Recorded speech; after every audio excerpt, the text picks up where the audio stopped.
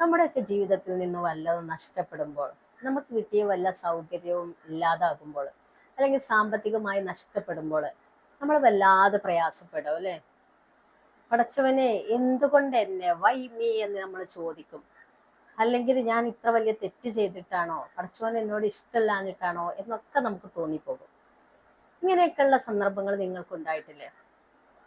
ഇതിനെ നമ്മളൊന്ന് മാറി ചിന്തിച്ചാൽ, അല്ലെങ്കിൽ വേറെ ഒരു വ്യത്യസ്ത കോണിലൂടെ ഇതിനെ നമ്മൾ കാണാൻ ശ്രമിച്ചാൽ ഇതിന്റെ ബ്യൂട്ടി നമുക്ക് മനസ്സിലാവും.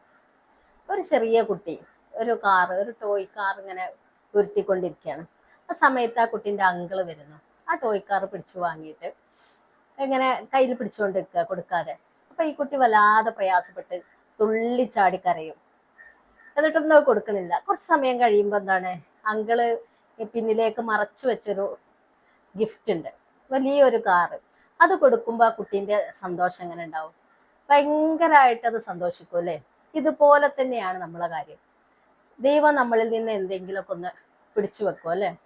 നമുക്ക് തന്നിട്ടുള്ള ഒരു സൗകര്യം അല്ലെങ്കിൽ ഒരു നിയമത്തിനെ പഠിച്ചോന് പിൻവലിക്കും. ആ സമയത്ത് നമ്മൾ വല്ലാതെ പ്രയാസപ്പെടും.